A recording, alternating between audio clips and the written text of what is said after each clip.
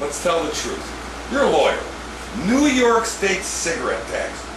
Is this actually constitutional to... Isn't this discrimination by just picking a target one group of people, yes or no? Well, I don't know that it's a yes or no answer, but it's probably unconstitutional if you look at it as simply an exercise of the power of the state. But certain things we've interpreted to be constitutional if there's a greater public interest. And I think that that's the argument that you're going to hear by those who support the idea of a cigarette tax. They're going to say, well, it may be that the state can't tax people's activities like that because, as the old expression goes, it's taxation without representation.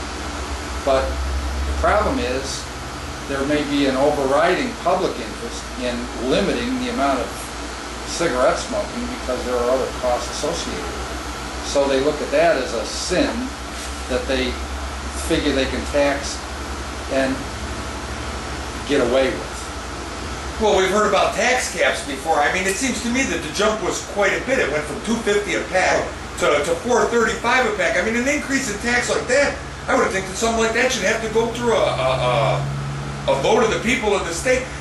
How about this? So what's next?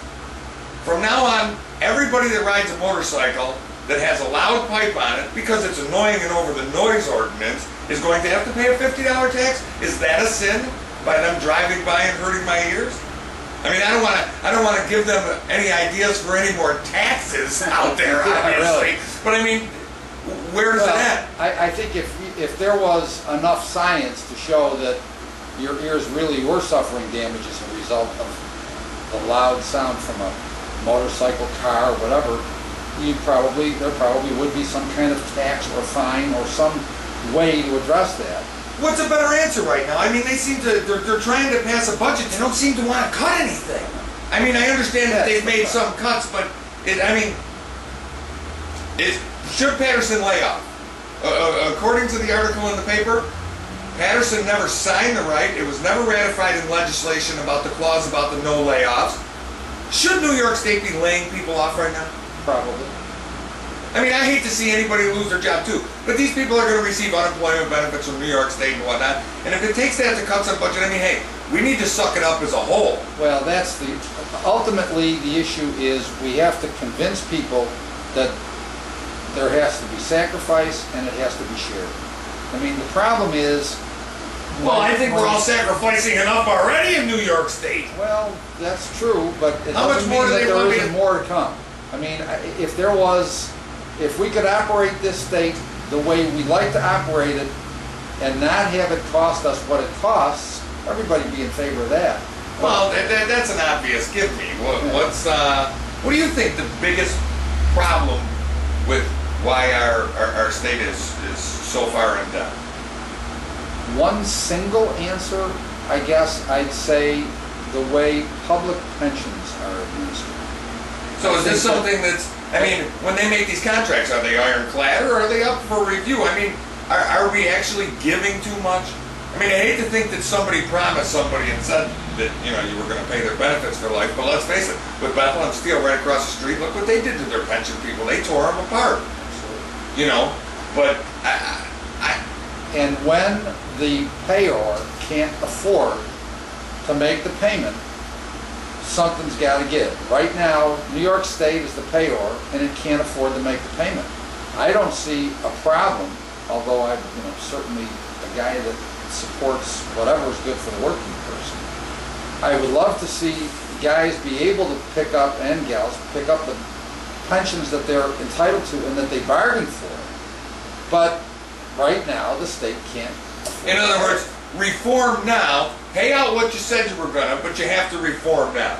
I mean, obviously, when Bethlehem gave out pensions back in the 20s and 30s, nobody, what guys lived to be, 50, maybe 60 years old at that point, which is probably the same reason Social Security was set at the age it was. There was enough people that died at that age where they wouldn't have to pay out. But the problem with a negotiated benefit like that is the way that's sold, and I've sat at that table and discussed that, as a representative of the people that are negotiating,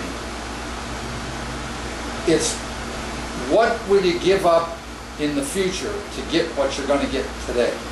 And what ends up happening is everybody wants the quarter an hour increase, and when they tell them, well, that might affect you down the road with your pension, everybody says, well, who cares? I'll worry about that later.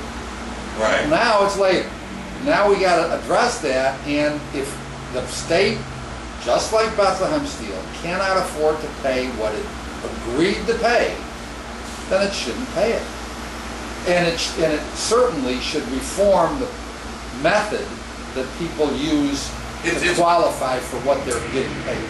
So when you've got police officers who work 2 or 3 years, and sheriffs, and law enforcement in general, work 2 or 3 years at a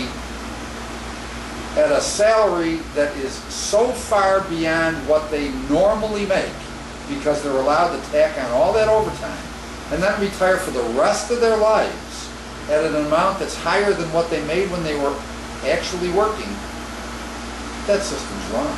That's broken. That needs to be fixed. Who put these laws into place? Who makes these laws? I wouldn't argue with you about that. That's like making a deal with the devil. Absolutely. And I certainly wouldn't argue with you about that. Everybody knows where that comes from. The problem is, once you elect them, and you can say what you want about the guys that are running now on some kind of theory that they're going to change everything and reform and throw everybody out and make things different, it's not likely to change. The system is such. Maybe not now, but in my eyes, if you start booting politicians that have been in there forever, now don't get me wrong, not every politician is bad, we all know that, but if there's the ones that are the ones that just aren't performing like they should, these guys are 80-some days late on a budget. They should all be put on it. They should be all forced to go stand in the damn unemployment line right now. It's a part-time job, they get full-time benefits when they're done, and they can't even do their damn job 80-plus days late. What a crock of shit. Absolutely. But you got the rooster guarding the hen house.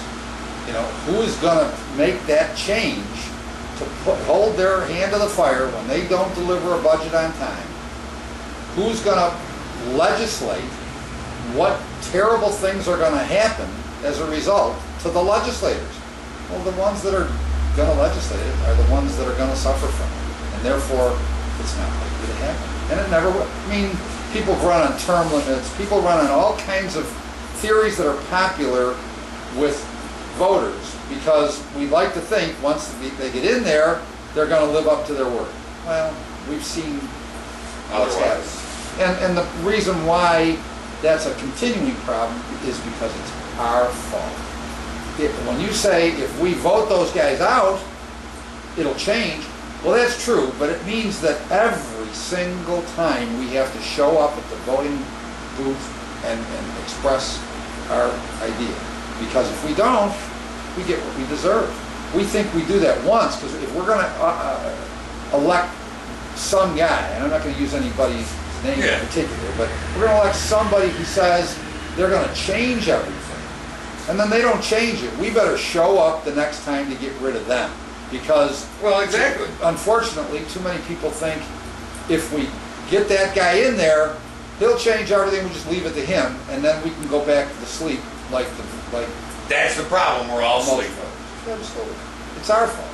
It's not, I mean, we may not like what the politicians do, but ultimately it's our fault for what they do.